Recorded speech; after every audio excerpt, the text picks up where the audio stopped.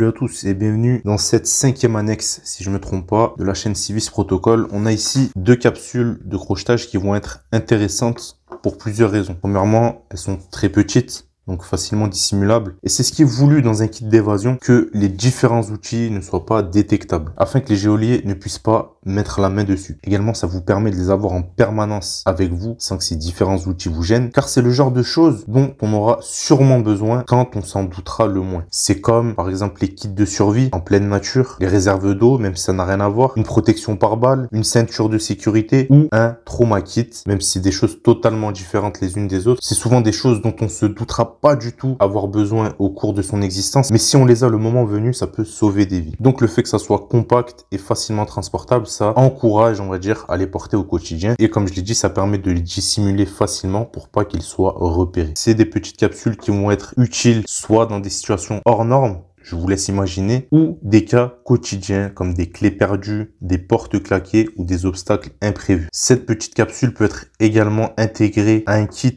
ou sans parler forcément de kit qui appelle à rassembler tout dans un contenant. On va plus ici parler d'un setup, escape and evasion. Donc c'est une petite capsule qui peut totalement s'intégrer dans un setup d'évasion, qui lui-même pourra être intégré dans un circuit dont on reparlera un de ces 4 sur la chaîne. Donc l'ouverture fine, ou plus simplement appelé crochetage, est l'art d'ouvrir des serrures sans les détruire. Donc il y a plusieurs techniques. Ça permet de rester discret et furtif quand la situation le nécessite, que ce soit une fuite, une évasion, ou d'épargner le système de fermeture si c'est préférable dans un but d'économie pour éviter une intervention d'une tierce personne et devoir attendre, etc. Donc ces capsules ont été créées par Serpic, j'ai juste changé le contenant de celle-ci. Le lien de sa page Insta est dispo dans la description, n'hésitez pas à jeter un coup d'œil et si je me trompe pas, elles sont encore commercialisées. Pour la première capsule, on va avoir dans un premier temps ici un tenseur. Le tenseur, c'est pour venir entraîner ce qu'on peut appeler ici le barillet. Quand vous l'entraînez, il faut avoir une tension ni trop forte ni trop lâche. Vous allez avoir ensuite ici un racleur, un Bogota, et vous allez avoir ici un pic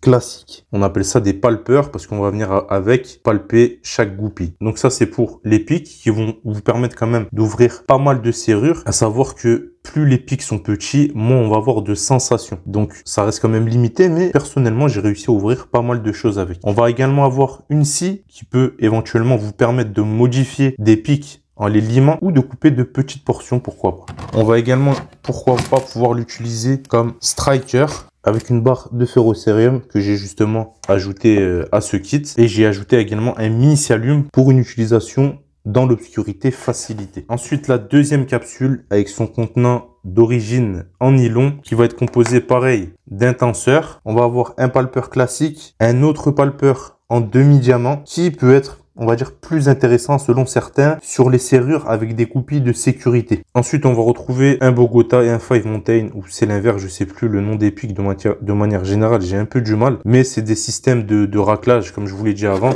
qui vont vous permettre de venir dégrossir le travail avant d'utiliser le palpeur, où il y a même des serrures simples que vous pouvez ouvrir facilement juste avec ce système de raclage. Comme vous pouvez le voir dans les extraits vidéo qui vont passer soit maintenant soit plus tard, on peut venir à bout de pas mal de choses. Les cadenas, c'est ultra facile avec ce genre de kit, ça suffit largement. Tous les cadenas que vous pouvez croiser au quotidien, votre vision des cadenas va vraiment changer. Pareil pour tout ce qui est boîte aux lettres, serrure de pseudo-sécurité dans les casiers, etc. Ça s'ouvre vraiment très facilement. Et également les serrures plus ou moins simples, bon marché, n'ont pas vraiment de système de goupilles de sécurité. Et même les serrures avec des systèmes de sécurité, si vraiment vous êtes entraîné, vous pouvez les ouvrir avec le palpeur classique, mais il faut vraiment pas mal d'entraînement et de la patience, ça va être assez long. Donc avec l'un ou l'autre kit, on peut venir à bout de pas mal de serrures. Tout est une question d'entraînement, de temps et de patience.